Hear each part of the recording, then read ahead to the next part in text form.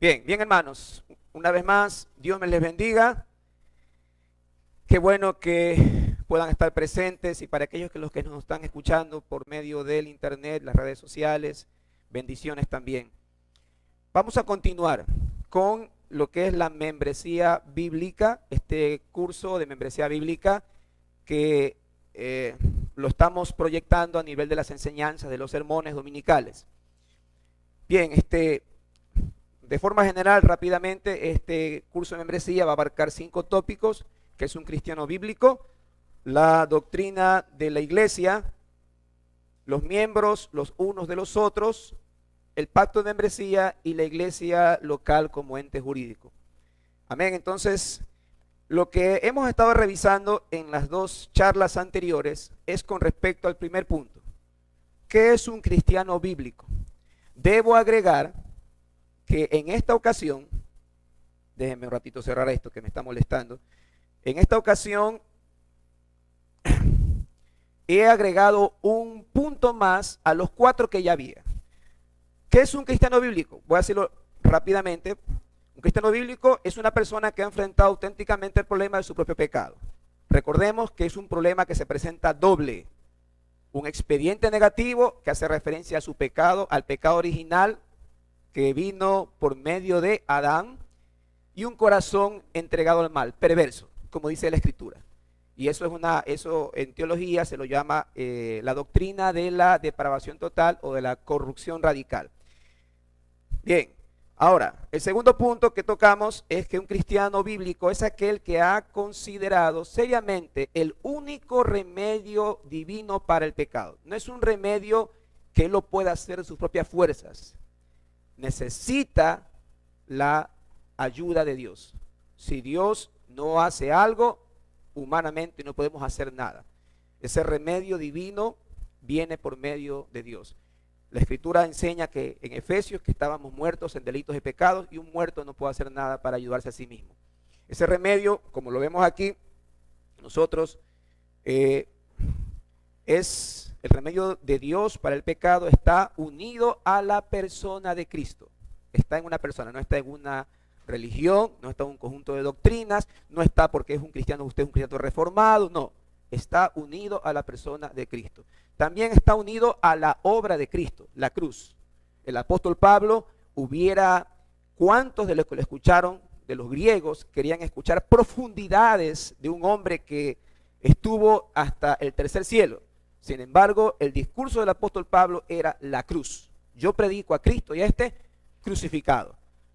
Cuando hablaba de Cristo, la gente decía, te escucharemos en otro momento. Y también el remedio de Dios para el pecado es adecuado para todos los hombres y se ofrece a todos sin discriminación. El mensaje de la cruz se ofrece para todos los hombres. Entonces, eso es un cristiano bíblico que ha considerado el remedio divino para su pecado. Tercer punto que revisamos, que un cristiano bíblico es aquel que se ha conformado de todo corazón a las condiciones para obtener la provisión de Dios para el pecado. Dicho de otra manera, acepta de parte de Dios que tiene que haber 2 condiciones claves aquí. Y hablamos de eso, el arrepentimiento y la fe. Arrepentimiento bíblico y una fe salvadora. Como cuarto punto, tocamos nosotros también que un cristiano bíblico es una persona que manifiesta en su vida que sus declaraciones de arrepentimiento y fe son reales. ¿Hay arrepentimiento? ¿Hay fe? Acuérdense que decíamos 2 caras de la misma moneda. Bueno, ¿son auténticas? Ahí hablamos nosotros de obras dignas de arrepentimiento y de que somos creados para glorificar a Dios, para buenas obras. Bien, eso de forma general lo que hemos revisado y a continuación el tema que vamos a tratar, como bien lo expuse ahorita, les acabé de decir, lo agregué. Este quinto punto lo agregué. Pensaba no tocar esta parte de los materiales que nos han sido proporcionados. Hay un tópico que habla sobre los rasgos distintivos de una verdadera vida espiritual. Yo lo que hice es acomodarlo dentro de el primer tema, que es un cristiano bíblico. Bueno, la Escritura sí nos permite reconocer rasgos que distinguen una verdadera vida espiritual. No es que el creyente de alguna manera es algo que va a ir y llegando después. No, un cristiano verdaderamente convertido va a mostrar rasgos distintivos que evidencian una verdadera vida espiritual. Bien, y para empezar unas cuantas ideas aquí, podemos evaluar señales espirituales que nos demuestran claramente a nosotros mismos que hemos nacido de Dios. Podemos encontrar señales espirituales. En el Nuevo Testamento encontramos varios ejemplos donde los creyentes son llevados a examinar su fe.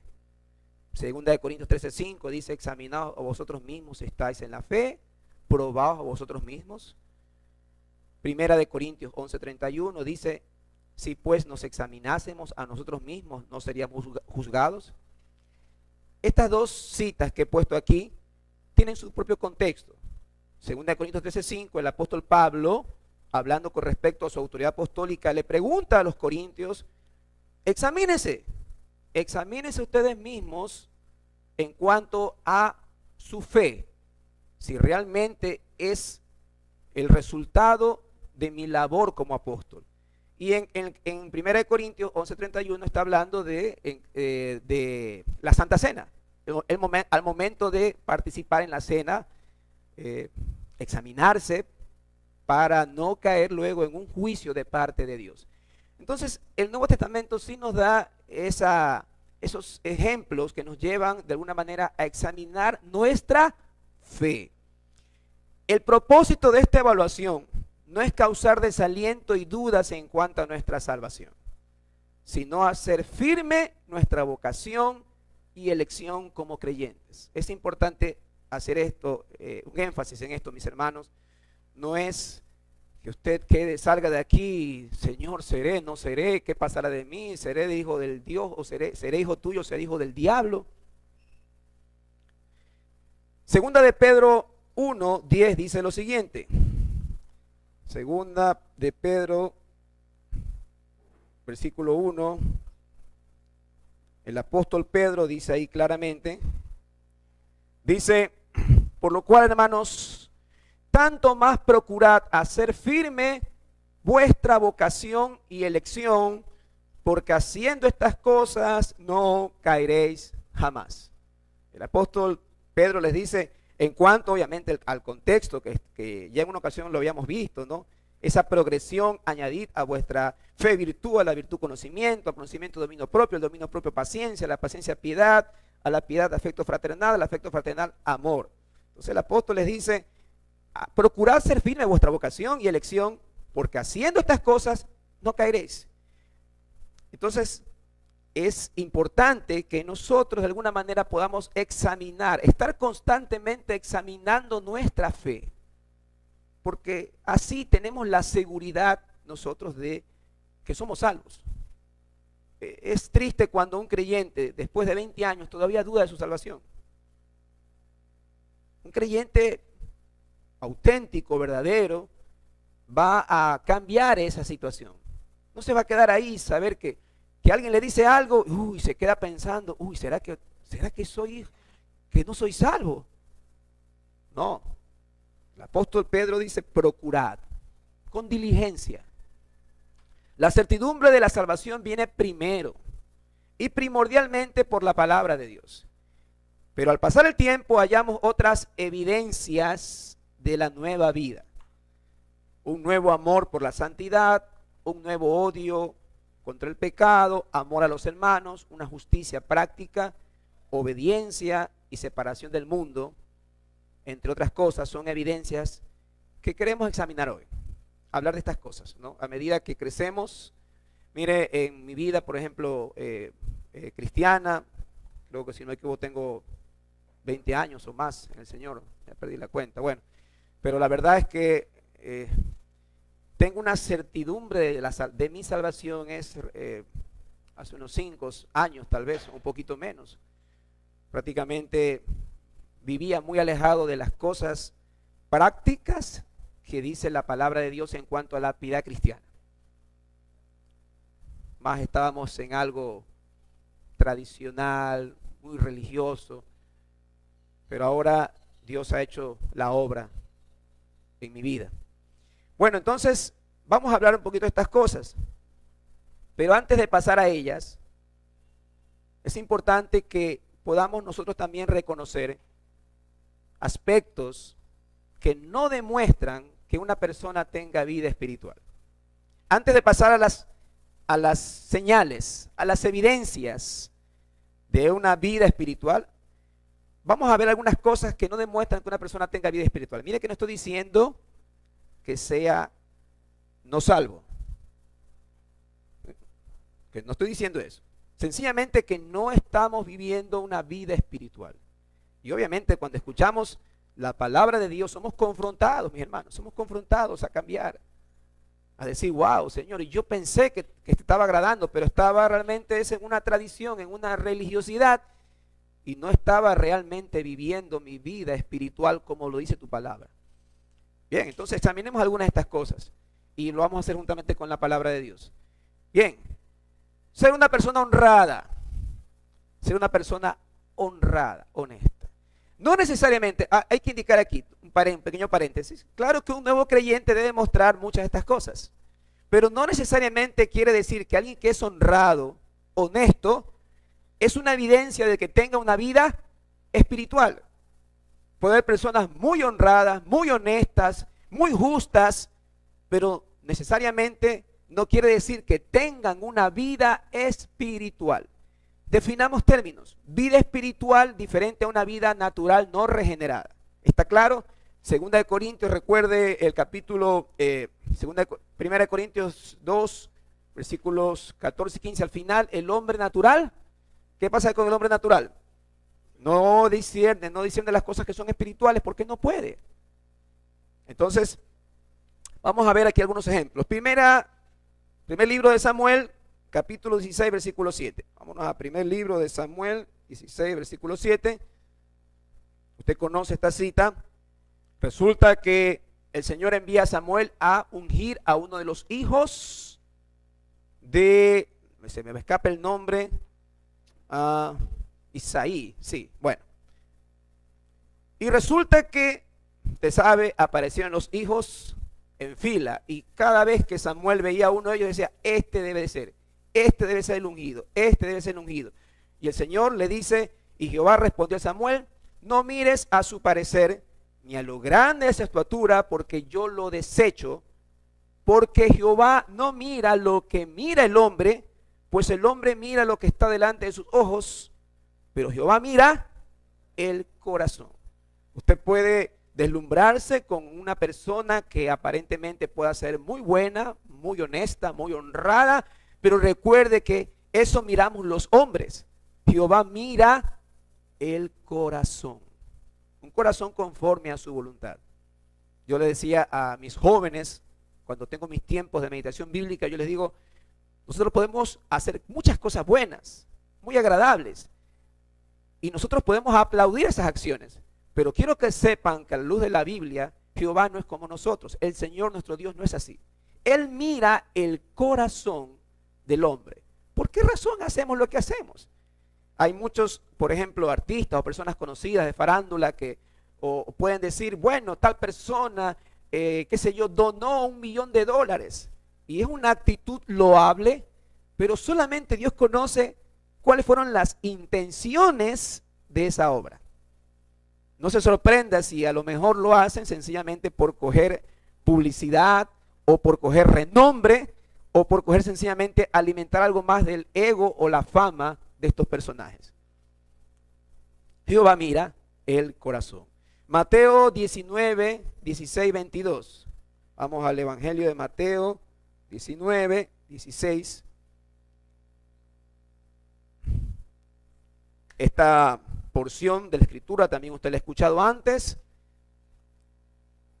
Dice así: entonces vino uno y le dijo, vino al Señor, maestro bueno, ¿qué bien haré para tener la vida eterna? Él le dijo, ¿por qué me llamas bueno? Ninguno hay bueno sino uno, Dios. Mas si quieres entrar en la vida, guarda los mandamientos. Él le dijo, ¿cuáles? Jesús le dijo, no matarás, no adulterarás, no hurtarás, no dirás falso testimonio. Honra a tu padre y a tu madre y amarás a tu prójimo como a ti mismo. El joven le dijo, todo esto lo he guardado desde mi juventud. ¿Qué más me falta? Vemos aquí nosotros, Mateo 19, vemos nosotros a un joven que se acerca y le dice al Señor, ¿qué tengo que hacer para tener la vida eterna? Y el Señor le expone algunas de las normas que Dios establece y él dice, todo eso lo he guardado desde mi juventud. Todo eso lo he guardado. ¿Qué más me falta hacer?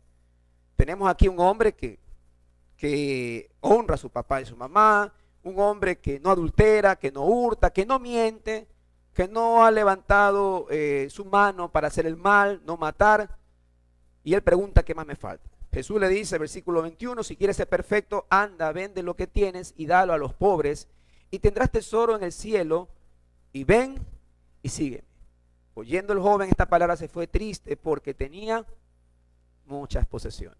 Entonces tenemos un joven que a los ojos de los hombres era una muy buena persona. Y cuando el Señor le nombra las normas o los mandamientos, si usted se da cuenta, lo que expone son los mandamientos que podemos aplicarnos a los seres humanos. Es decir, cómo te relacionas con otra persona. No matarás, no hurtarás, no dirás falso testimonio. Si te das cuenta, amarás a tu prójimo como a ti mismo. Es lo que él le dice. ¿Cómo te relacionas con los demás seres humanos? Me relaciono muy bien. Todo eso lo he guardado de mi juventud. Es más, Señor, pregúntale a cualquiera y van a dar un buen testimonio de mí. De cómo ayudo, de cómo hago, de cómo soy. Nunca se ha encontrado una falsa palabra en mi boca, etcétera, etcétera, etcétera. Pero el Señor conoce los corazones. Y el Señor empieza ahora por el primer mandamiento. No tendrás dioses ajenos delante de mí. Porque cuando le dice, vende todo lo que tienes y dáselo a los pobres, él se fue triste. ¿Por qué razón? Porque su corazón estaba ¿en dónde? Y las riquezas estaban en primer lugar que Dios. Por eso se fue triste. Es decir, que entonces mostrar todas estas evidencias frente a los demás no nos asegura que haya una vida espiritual correcta, verdadera. Su corazón estaba enfocado en las riquezas. Bien, entonces, ser una persona honrada no demuestra que esa persona tenga vida espiritual. Conocer la Biblia. Como segundo punto también debemos tener en claro que conocer la Biblia no implica que haya una vida espiritual. Romanos 1:21.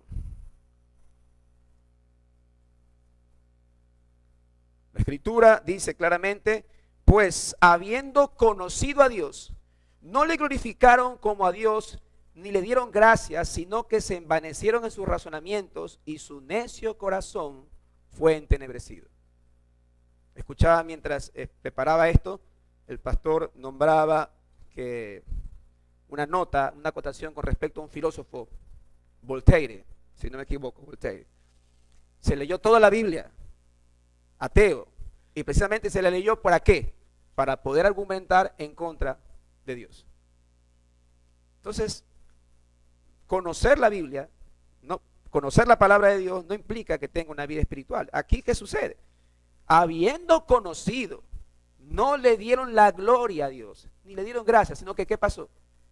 Se envanecieron en sus necios razonamientos y su necio corazón, su terco corazón fue puesto en tinieblas, fue entenebrecido. Romanos 2, 17 al 20.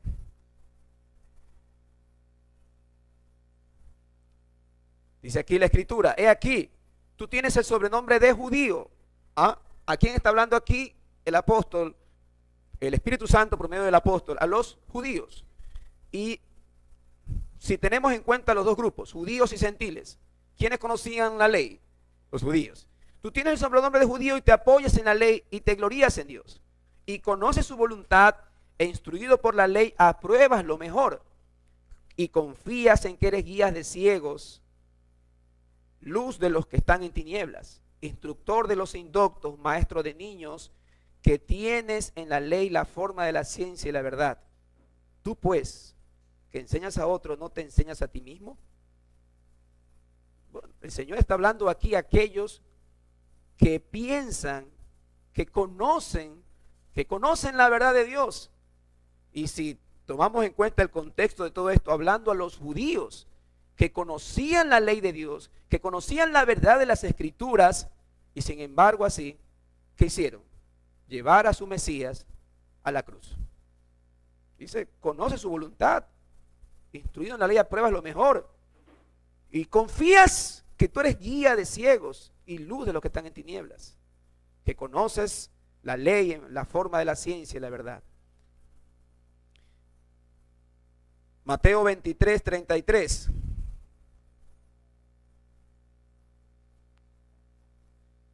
¿Cómo le llamó el Señor a estos mismos judíos? Serpientes, generación de víboras. ¿Cómo escaparéis de la condenación del infierno?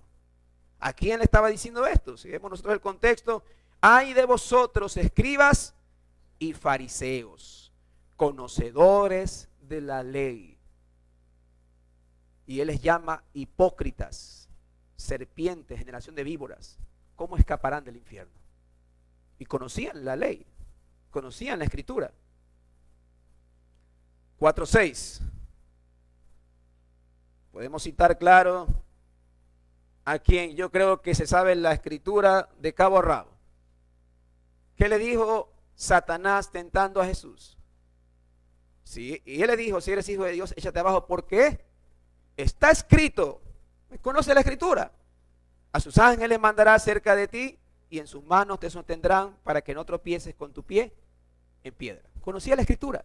Ahora, la duda que yo tendría, me queda a mí es saber si la malinterpretó deliberadamente o la malinterpretó sin conocer. Yo creo que padre de mentira deliberadamente. Entonces, tenemos aquí el ejemplo de Satanás tentando a Jesús, citando las escrituras. Entonces, mi hermano, conocer bien la Biblia no demuestra que una persona tenga vida espiritual. No se deje impresionar. A veces nos dejamos impresionar por todas estas cosas y vemos que alguien domina la escritura y ya, wow, debe ser una persona muy espiritual. Estamos orando y el Señor nos envía a alguien que es tal vez un maestro bíblico y caemos impresionados porque domina la escritura, porque tal vez tiene estudios bíblicos, porque ha terminado, qué sé yo, una maestría. Pero eso no implica que tenga una vida espiritual. Amén. Entonces, participación fiel a las ceremonias religiosas. Otro punto. Esto tampoco implica que una persona tenga vida espiritual. Isaías 1, 11, 18.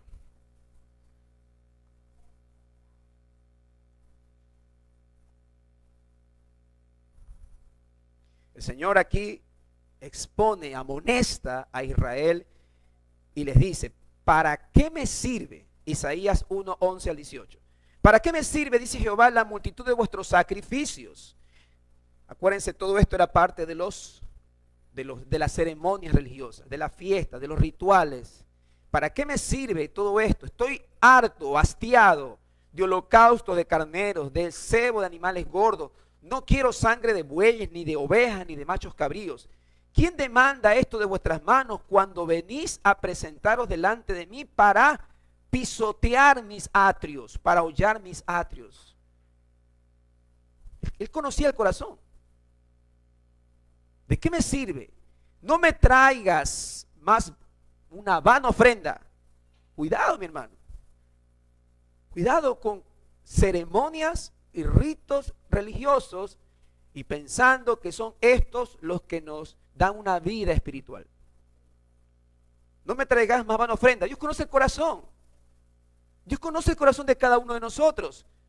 Tú traes una ofrenda y Él dice más adelante en el Evangelio, si traes tu ofrenda al templo, pero te acuerdas de que tu hermano tiene algo contra ti, no me traigas nada. Primero arréglate con él y luego tráeme la ofrenda para aceptarla. ¿Usted ve la aplicación ahí? Pero no, estamos acostumbrados al rito, a la religión. Venimos de contextos diferentes, donde nos enseñaron a sembrar para cosechar, a pactar para declarar, para decretar, etcétera, etcétera, etcétera. Y así vivimos. Y pensamos que Dios trabaja de esa manera. Y el Señor aquí a Israel le dice, a ellos, esto me es abominación.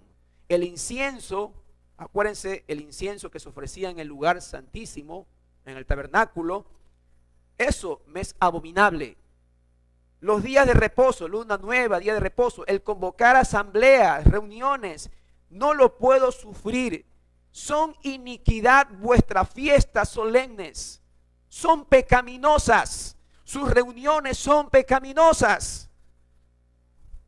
¿Cuánto pueblo cristiano no está metido dentro de esto? Ignorando la escritura y muchas veces deliberadamente. Y todo eso resulta pecaminoso, detestable, abominable a los ojos de Dios. Vuestras lunas nuevas y vuestras fiestas solemnes las tiene aborrecidas mi alma. Me son gravosas, cansado estoy de soportarlas. Cuando extendáis vuestras manos, el Señor no queda ahí solamente con la exhortación, Él les dice, hagan esto. ¿Quieren hacerlo? Bueno, cuando extendáis vuestras manos, yo esconderé de vosotros mis ojos. Asimismo, cuando multipliquéis la oración, yo no oiré. Llenas están de sangre vuestras manos. El Señor les dice, de nada me sirve que vengan a orar. De nada me sirve que extiendan sus manos, la levanten a los cielos, que hagan oraciones tras oraciones, porque sus manos están llenas de pecado, están llenas de iniquidad. Hay pecado reiterado. Pero como bien les dije, el Señor, ¿qué les indica? ¿Qué es lo que tienen que hacer? Lávense, límpiense, quitad la iniquidad de vuestras obras de delante de mis ojos, dejad de hacer lo malo, aprended a hacer el bien, buscad el juicio, el justo juicio, restituid al agraviado. ¿Se ve aquí implicaciones del arrepentimiento bíblico? Haced justicia al huérfano, amparad a la viuda. Y luego, ¿saben qué? Venid, dice Jehová, y pónganse a cuenta. Y saben que esto es lo precioso de disfrutar la bondad y misericordia de nuestro Dios. Si vuestros pecados fueren como la grana, rojos, grana, como la nieve serán emblanquecidos. Si fueran rojos como el carmesí, vendrán a ser como blanca lana. Entonces nosotros podemos pensar que el hecho de hacer rituales, tradiciones, no, yo siento a la iglesia, no, yo me siento a escuchar, aunque me quedo dormido, pero me gusta escuchar al pastor. Algunos que ya se quedan dormidos. Y pensamos que eso nos da un refresco espiritual a nuestra vida y nuestra alma necesitada. Pero para eso, mi hermano, estamos preparándonos. Estamos escuchando la palabra de Dios para no caer en tradiciones religiosas, hacer cosas sin sentido y pensar que Dios se complace cuando piensa todo lo contrario. 2 Timoteo 3:5.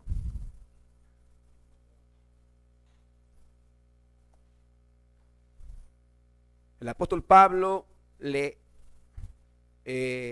dice a Timoteo, dice, tendrán apariencia de piedad, pero negarán la eficacia de ella. A esto se evita. Claro, hablando de quién, precisamente hablando de que en los postreros días vendrán tiempos peligrosos, habrá hombres amadores de sí mismos, vanagloriosos, soberbios, etcétera, etcétera, etcétera, que tendrán apariencia de piedad.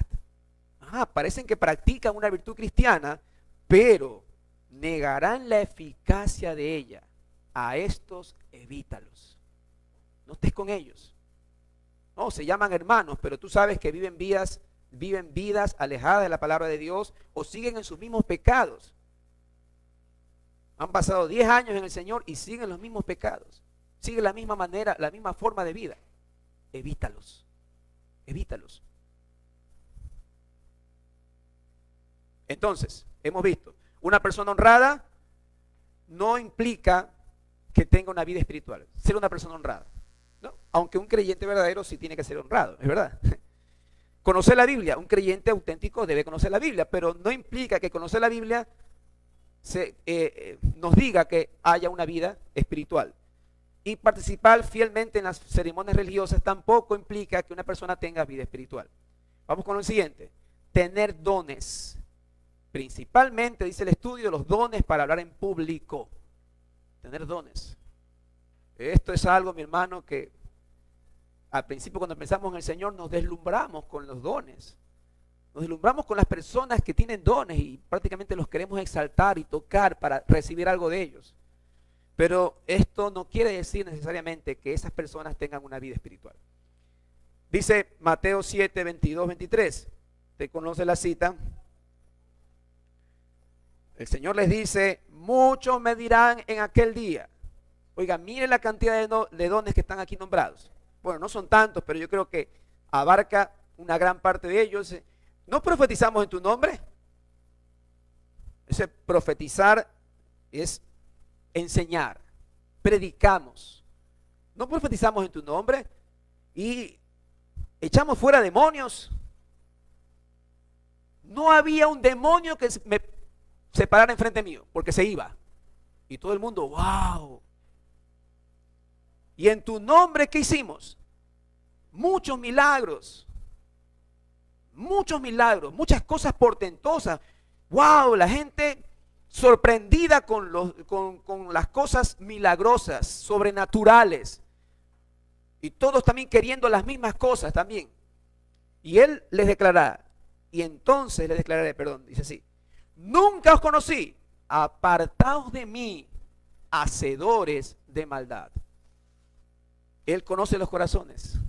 Y él les dice a todo este grupo de personas que estaban poniendo sus dones espirituales como una evidencia de su salvación, reciben esta dura palabra y él les dice: ¿saben qué? Nunca los conocí.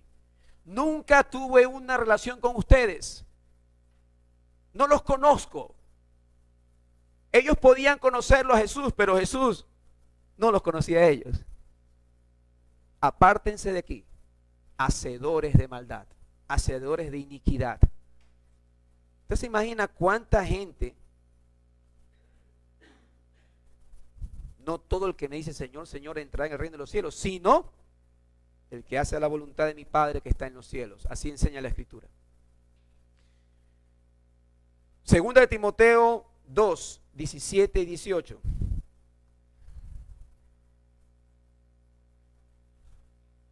¿Por qué el énfasis en los dones y especialmente en aquellos que, como vimos aquí, aquellos que tienen dones para hablar en público? Dice aquí, hablando de Pablo, de dos servidores que él tenía, dice, desde el 16 voy a tomar el contexto: mas evita profanas y vanas palabrerías, porque conducirán más y más a la impiedad. Y su palabra carcomerá como gangrena, de los cuales son Himeneo y Fileto, que se desviaron de la verdad, diciendo que la resurrección ya se efectuó, y trastornaron la fe de algunos. Es peligrosísimo, extremadamente peligroso, que nosotros pensemos que porque alguien muestra elocuencia desde un púlpito, eso implica que tiene una vida espiritual. El comentario que hacía el pastor en el estudio, decía él: no se imaginan ustedes cuántos, desde el púlpito, cuántos pastores viven en inmoralidad. Es tremendo eso. Mis hermanos, ustedes tienen la vista puesta sobre este servidor. Ustedes tienen la vista puesta sobre mí. Si ustedes piensan que yo estoy haciendo algo oculto, como estoy iludiendo, exhórteme, amonésteme. La Escritura da ciertos pasos para hacerlo. Dice: contra un anciano no admitas acusación a menos que sea por 2 o 3 testigos. Bueno, eso es un pequeño paréntesis, no estaba aquí, pero como hice una referencia a el ministerio que Dios me ha dado en cuanto al pastorado, usted tiene mi vida frente a sus ojos. Ignorar estas cosas muchas veces nos lleva a callar y ser partícipes de los pecados ajenos. La semana pasada algo dice una referencia de esto. No, claro, no decimos nada, pero callamos. Callamos.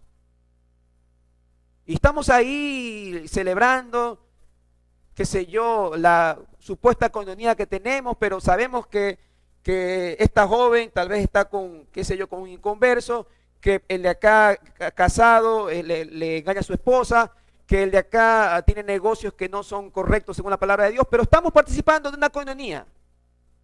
Y no es verdadera, es falsa. Y pensamos que los talentos y las habilidades, eso implica una vida espiritual.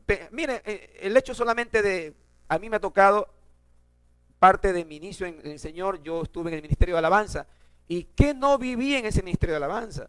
De lejos se ve bonito siempre, pero cuando uno está adentro uno se da cuenta que hay muchas veces, en la gran mayoría de las veces, hay pecados reiterados que tienen que ser amonestados, pero como son los salmistas, entonces nosotros pensamos, wow, o sea, salmistas tienen una vida espiritual delante de Dios que sea muy agradable.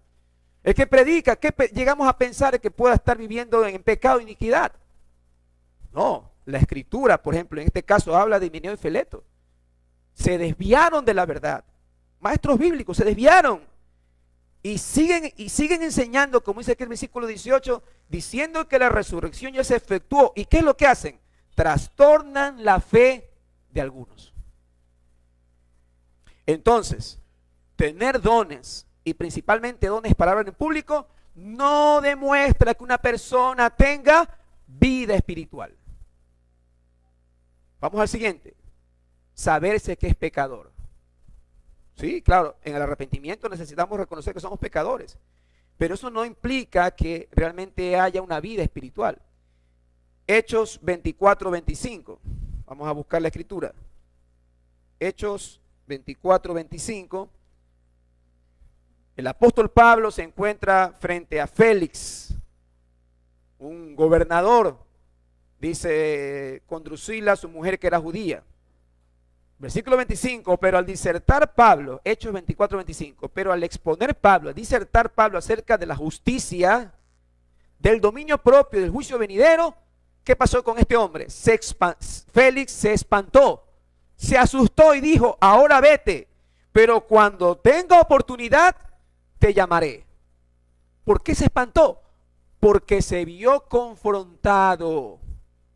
Se vio confrontado, o sea, él podía tener una idea de que era un hombre pecador. Pero cuando Pablo profundiza en estos temas que expone aquí la escritura, él se espantó. ¿Y qué le dijo? En otro momento yo te llamaré. Es más o menos, no sé si usted ha tenido la oportunidad de a veces de evangelizar. Las personas dicen, no, sí, yo reconozco que somos pecadores y que tenemos una naturaleza caída y que estamos dispuestos al pecado. Y usted comienza a hablarles de la escritura, o una de dos, o esa persona se le abren así los ojos porque usted le está mostrando verdades bíblicas en cuanto a su vida de pecado, en cuanto al juicio, en cuanto al dominio propio, como dice aquí, o cualquier otro tema, profundizando las escrituras, abre así los ojos y cae postrado ante el Señor y dice, Señor, he pecado, perdóname, o dice, ¿sabe qué, mi hermanito? Mañana lo escucho, o yo lo llamo, no se preocupe.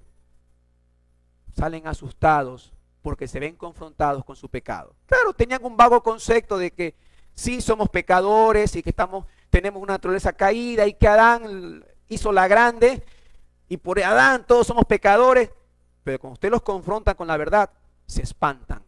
Entonces, decir que alguien que reconoce que es pecador no implica que tenga una vida espiritual. Santiago 2:19.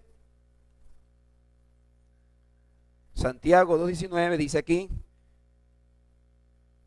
el apóstol Santiago dice, tú crees que Dios es uno, perfecto, bien haces, pero también ¿sabes qué? Los demonios creen que Dios es uno y te ganan porque ellos tiemblan. Los demonios creen que Dios es uno y tiemblan.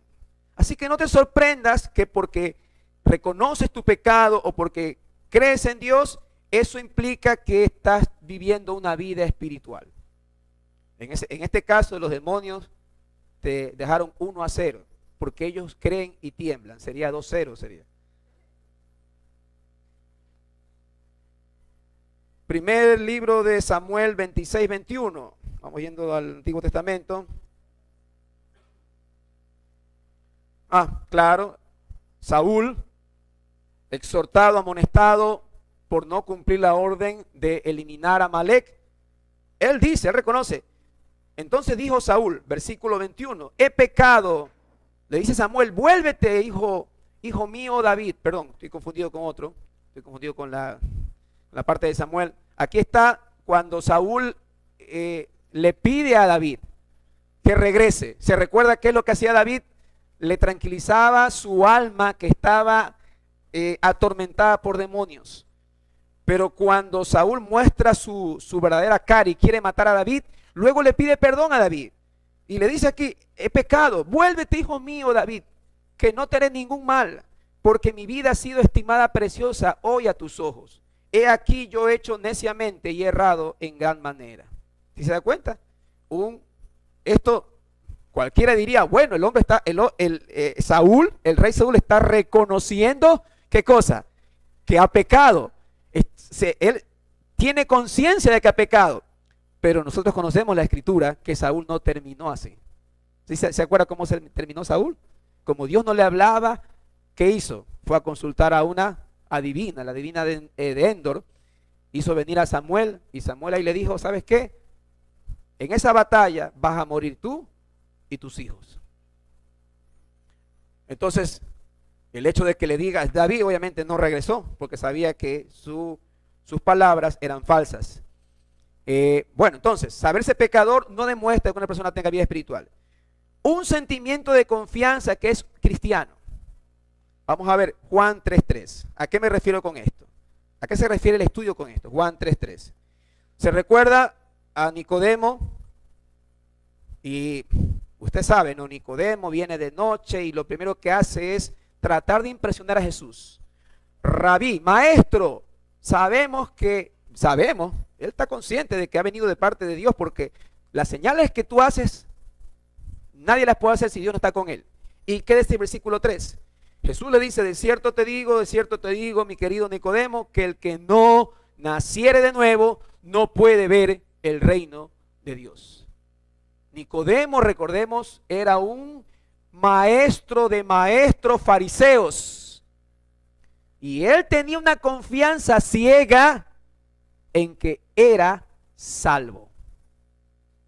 Y el Señor le dice, parafraseando, Nicodemo, bájate de esa nube, hijo, porque si no naces de nuevo, no puedes entrar en el reino de los cielos. Entonces, eso es hablar de un sentimiento de confianza que es cristiano. Digo, uno piensa que es espiritual. Juan 8:41, más adelante. Asimismo, los fariseos hablando con Jesús, y leímos esto cuando revisamos Juan hace un año atrás, si no me equivoco, más. Dice, vosotros hacéis, le dice Jesús, las obras de vuestro padre el diablo. ¿Ellos qué le dijeron? Nosotros no somos nacidos de fornicación. Un padre tenemos que es Dios. ¿Sí se da cuenta esa falsa confianza de que ellos se consideraban hijos de Dios cuando no lo eran? Más adelante le dice que eran hijos realmente de ¿quién? De vuestro padre, el diablo. Y le hace referencia. Porque las obras de vuestro padre, el diablo, siempre quieren hacer. Matar, mentir, robar, hurtar. Apocalipsis 3:1. Asimismo, una de las iglesias, el Señor le dice, escribe al ángel de la iglesia en Sardis, el que tiene los 7 espíritus de Dios y las 7 estrellas, ¿ve? Hoy día vieron eso. Dice esto, yo conozco tus obras, que tienes nombre de que vives, pero estás muerto. El Señor exhortando a una de las iglesias, la iglesia en Sardis, tienes un nombre de que vives, de que hay vida en ti espiritual, pero la verdad es que estás muerto. Sé vigilante y afirma las otras cosas que están para morir, porque no he hallado tus obras perfectas delante de Dios. Entonces, mi hermano, un sentimiento de confianza falso de que es cristiano, o un sentimiento, por decirlo de otra manera, un sentimiento de confianza de que es cristiano, no implica que haya una auténtica vida espiritual.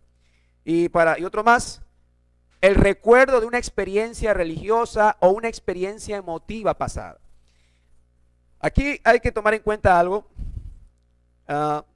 El apóstol Pablo en Hechos, si no me equivoco, en 3 ocasiones él habla de su experiencia camino a Damasco. Pero no se está refiriendo a ese tipo de experiencias. Se está refiriendo a una experiencia religiosa o una experiencia emotiva pasada.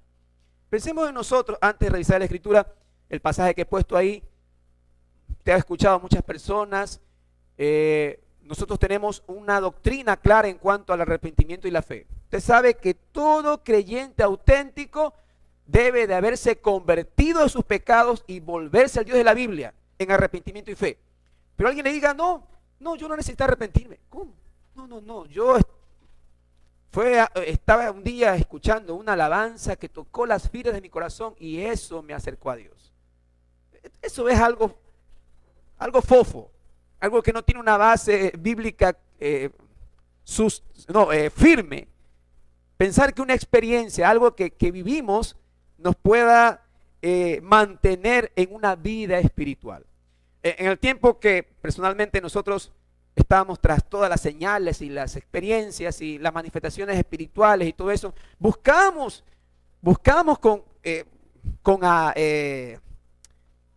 ¿cómo lo hacíamos? De una manera muy persistente todo esto, porque el hecho de sentir o sentir algo o vivir una experiencia de este tipo, uno salía y eso te duraba por lo menos una semana. Tú durante una semana estabas en el cielo porque tenías esa viva experiencia espiritual.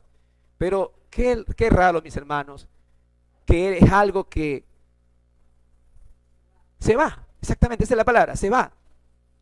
Cuando llegaban las pruebas, cuando llegaban las pruebas de nuestra fe, los momentos difíciles, de nada servían esas experiencias emocionales sobrenaturales, no servían de nada.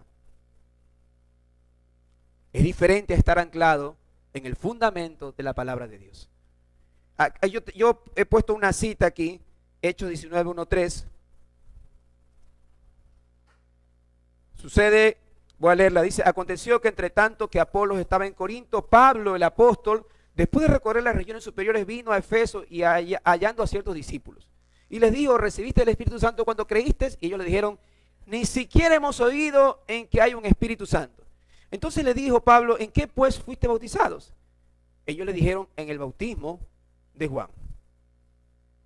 Ellos tenían su experiencia, aunque la escritura habla de que eran creyentes, pero usted se imagina qué tiempo les pudo haber durado esa experiencia religiosa siendo bautizados por Juan. Estaban incompletos.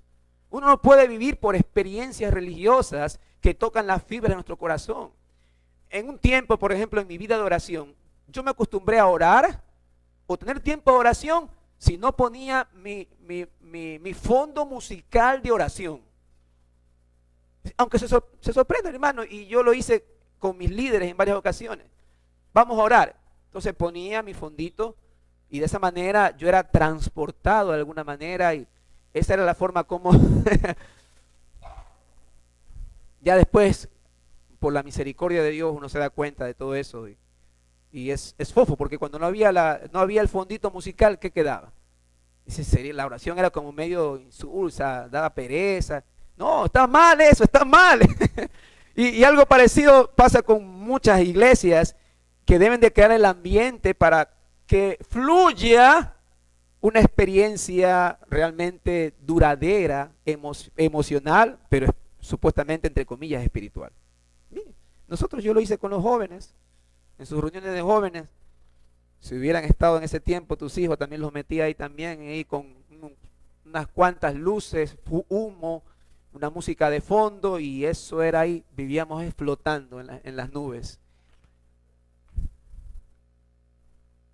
Es de realmente pedirle perdón al Señor por todo eso.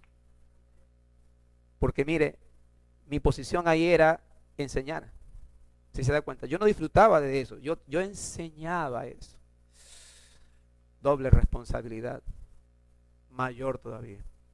Pero gracias a Dios que Él nos ha poder entender la plenitud de su palabra. Entonces, mi hermano, estos aspectos, estas cosas, realmente no demuestran que una persona tenga vida espiritual. No es así. Bien, voy a ver por lo menos una o dos, quedaría para continuar en el siguiente. Vamos a revisar cuáles son entonces esos rasgos distintivos de una vida espiritual. ¿Cuáles son esos rasgos distintivos de una vida espiritual? La verdad que perdí el tiempo ya. Gracias. Bien, vamos a revisar. Número 1, amor a Dios. Ahora, primero, hermano, recordemos que si amamos a Dios es porque Él nos amó a nosotros primero. Y revisemos la cita para que tenerla clara. Primera de Juan 4:19, la Escritura dice claramente aquí, nosotros le amamos porque Él nos amó primero a nosotros. Él nos amó primero a nosotros. Antes éramos enemigos de Dios, enemigos de Dios. Mire Romanos 5:9, dice la Escritura, pues mucho más estando ya justificados en su sangre, por Él seremos salvos de su ira. Creo que me equivoqué, Romanos, tal vez puse otra cita. La Escritura muestra claramente que si Él va a aplicar ira sobre nuestras vidas, aquí está, el 10 ha sido. Porque si siendo enemigos fuimos reconciliados con Dios por la muerte de su Hijo, mucho más estando reconciliados seremos salvos por su vida. ¿Sabe que cuando la gente escucha esto se molesta? La gente que tiene un concepto moralista de su relación con Dios, cuando escucha estas cosas, así como le pasó a Félix, se espanta. ¿Sí? ¿Qué estás hablando? ¿Cómo puede ser posible? Porque ellos en su moralidad se consideraban buenos, honrados, así como el joven que se enfrentó a Jesús. No, todo eso lo he guardado en mi juventud. He sido un buen hijo, he sido muy honrado. No he dicho ninguna mala palabra, no he dicho mentiras. Todo eso lo he guardado en mi juventud. Y nos consideramos moralistas, y cuando escuchamos estas verdades, ¿cómo puede ser posible que la Escritura diga que nosotros éramos enemigos de Dios? Enemigos. Y Dios, con toda justicia, Él tenía que aplicar sobre nosotros su ira. Desobedientes. Corintios también habla de eso. Hijos de desobediencia, muertos en delitos y pecados. Íbamos conforme al príncipe de la potestad del aire, Satanás. Así obrábamos nosotros. No nos interesaban las cosas espirituales. Entonces, debemos entender primero eso, que si amamos a Dios, si usted evaluando su vida, escuche esto, si usted evaluando su vida, usted dice que ama a Dios, entienda que eso es porque Dios la amó primero a usted. Entonces va a tener que vivir conforme a su voluntad. Si se da cuenta, mire, yo estoy más que seguro que cuando terminemos este curso de membresía, Dios mediante, no deseo en mi corazón, pero tal vez habrá alguno que piensa que estamos siendo muy exagerados, que estamos siendo demasiado estrictos. Mi hermano, en estos tiempos necesitamos ser bíblicos. No somos legalistas, somos bíblicos. Legalistas fuéramos si estuviéramos en doctrinas de hombres. No, ser bíblicos es la palabra correcta, no ser legalistas. El amar a Dios, ¿qué incluye? Convicción de la excelencia de Dios. Usted tiene una convicción de lo que Dios es grande. Dos Salmos 73, 25. Salmo 73, 25, dice ahí la Escritura, dice, ¿a quién tengo yo en los cielos sino a ti, Señor? Y fuera de ti, nada deseo en la tierra. Si se da cuenta esa convicción de la grandeza, la majestad, lo sublime de nuestro Dios. Fuera de ti, Señor, nada deseo en la tierra. Y el otro salmo, que usted lo ha escuchado, de 42:1, como el siervo brama por las corrientes de agua, así clama por ti, oh Dios, el alma mía. Así como el siervo corriente que está buscando tomar agua porque necesita, está desesperado, así clama por mí, oh Dios, mi alma. Entonces, incluye convicción de las excelencias de Dios, contentamiento con lo que Él nos ha revelado de su naturaleza, contentamiento. Filipenses 4, 11, 13. Filipenses 4, 11 al 13, el apóstol Pablo dice: no lo digo porque tenga escasez, pues he aprendido a contentarme cualquiera que sea mi situación. Sé vivir humildemente y sé tener abundancia en todo, y por todo estoy enseñado, así para estar saciado como para tener hambre, así para tener abundancia como para padecer necesidad. Todo lo puedo en Cristo que me fortalece. Ese contentamiento que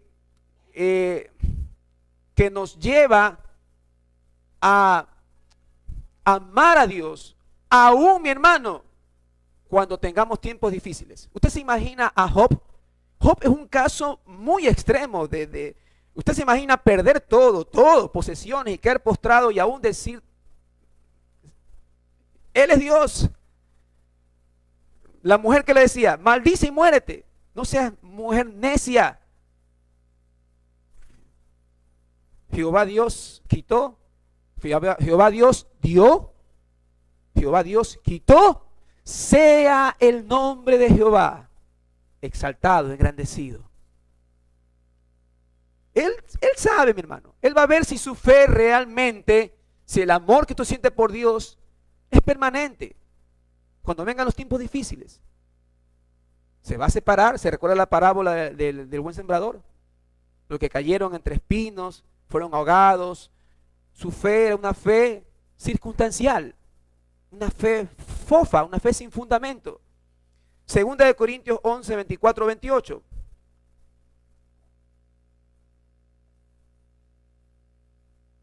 Esto me encanta del apóstol, porque toco primero esta parte para que usted vea. El apóstol Pablo dice: de los judíos 5 veces he recibido 40 azotes menos 1, 39. 3 veces he sido azotado con varas, 1 vez apedreado, 3 veces he padecido un naufragio, una noche y un día he estado como náufrago en el mar, en caminos muchas veces, en peligros de ríos, peligros de ladrones, peligros de mi nación, peligros de los gentiles, peligros en la ciudad, peligros en el desierto, peligros en el mar, peligros entre los falsos hermanos, en trabajo y fatiga, en muchos desvelos, en hambre, en sed, en muchos ayunos, en frío y en desnudez. Y además de otras cosas, lo que sobra de mí se agolpa cada día la preocupación por todas las iglesias. Si usted hubiera recibido esto, yo creo que hace fecha, si no tenemos ese amor de Dios, hace rato que hubiéramos abandonado el barco. ¿Usted se imagina? Dios nos lleva a este lugar físicamente, a este local, donde tenemos que aguantar calor, y teníamos Buenos Aires, donde teníamos un amplio espacio, y decir a la última hora: ¿sabe qué, pastor? Me voy porque como que la cosa aquí, como que estaba acostumbrado a la comodidad y todo eso. Ay, mi hermano. Por eso Filipenses 4, 11, 13, que lo puse primero, el apóstol dice: todo lo puedo en Cristo que me fortalece. Aún en la necesidad, él muestra su contentamiento por Dios. Usted muestra su contentamiento por el Señor. Interés en todos sus asuntos. Juan 6, 38. Esto es importante, mi hermano. Juan 6, 38 dice: Jesús dice: porque he descendido del cielo no para hacer mi voluntad, sino la voluntad del que me envió. Jesús mismo pone ese estándar. Él vino para hacer la voluntad de su Padre. Entonces, su interés va a estar girando ¿en dónde? En las cosas de Dios. Interés en todos sus asuntos. Filipenses 1:21. El apóstol mismo dice: porque para mí el vivir es Cristo y el morir es ganancia. ¿Es para nosotros el vivir en Cristo? ¿Son las cosas de Dios más importantes que cualquier otra cosa? Amén. Espero, mi hermano, cuando sea el feriado ese que se mete en febrero, no se me desaparezca el domingo. Si usted quiere irse a disfrutar, venga al tiempo del Señor, venga a tener coinonía con su iglesia, y ahí, mi hermano, váyase a donde usted quiera irse y disfrute sus vacaciones. Amén. Gratitud por los beneficios recibidos de Él. Mateo 10:8. Mateo 10:8. Sanad enfermos, limpiad leprosos, resucitad muertos, echad fuera demonios. ¿Qué le dice el Señor? De gracia, estaba mandando a sus apóstoles, de gracia recibisteis, dad de gracia. Gratitud por todo lo que hemos recibido de Él. Entonces, el amor a Dios incluye todo eso. Convicción de la excelencia de Dios, contentamiento con lo que Él nos ha revelado de su naturaleza. Oiga, conocer los atributos de Dios y todo eso, ¿sabe qué? Para algunas iglesias es tan aburrido. ¿Y qué me va a servir a mí conocer los atributos de Dios? Cuando usted conoce los atributos de Dios, usted sabe quién es Dios y usted sabe que no lo puede poner a una posición humana. Dios es Dios y es grande y poderoso, y nosotros somos pecadores y necesitamos su gracia constantemente. Interés en todos sus asuntos. Hermano, Él es primero. Gratitud por los beneficios recibidos de Él. Termino con esto. La persona que está viva espiritualmente no rinde culto a un Dios hecho conforme a las ideas humanas, sino que aprecia el verdadero carácter de Dios según está revelado en su palabra. Lucas 10:27.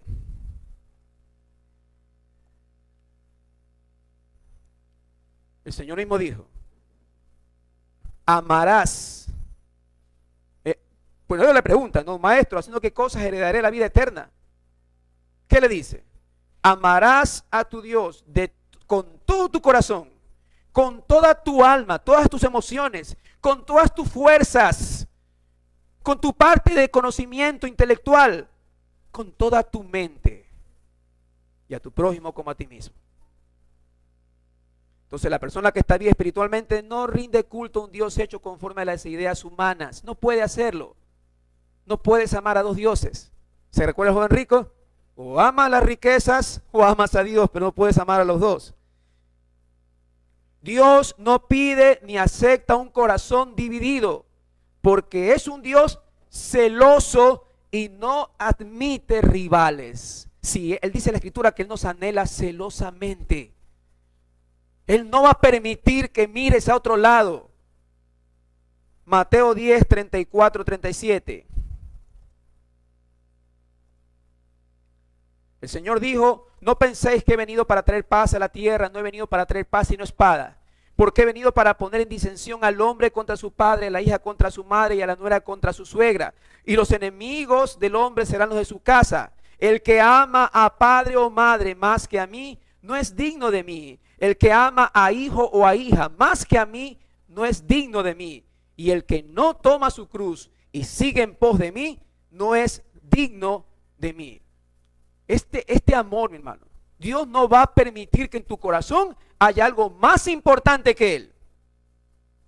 Él no va a permitir. Y si tú estás pensando que en algún momento, en otro pasaje habla de el que no aborrece, no está hablando de despreciarlos. Está hablando sencillamente de que en nuestro corazón la prioridad, el primer lugar lo debe tener Dios. Nosotros no podemos ser llevados por sentimientos muchas veces que van en contra de la voluntad de Dios. Él dice claramente: el que ama a padre o madre más que a mí, no es digno de mí. Dios no pide ni acepta un corazón dividido. Él es celoso y no admite rivales. Tu corazón debe estar enfocado en su palabra.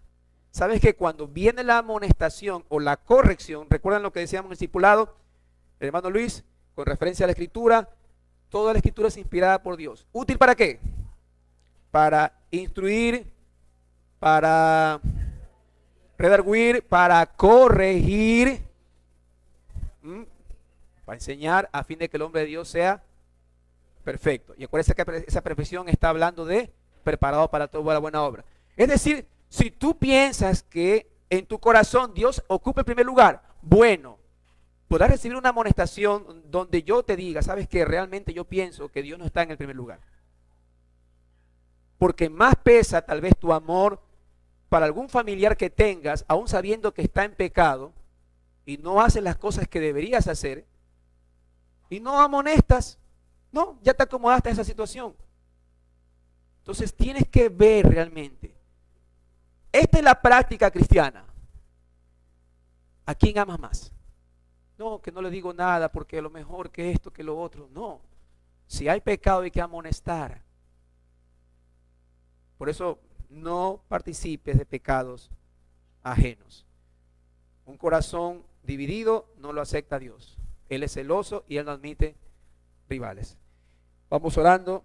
La próxima semana continuamos con las demás señales que evidencian una vida espiritual.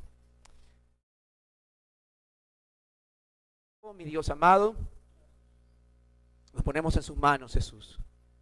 Necesitamos ser enseñados. Pero al mismo tiempo, mi Dios amado, necesito ser instruido. Y cuando reciba la amonestación, Padre amado, que es la amonestación, que la corrección me lleve a un cambio, Señor, en mi vida.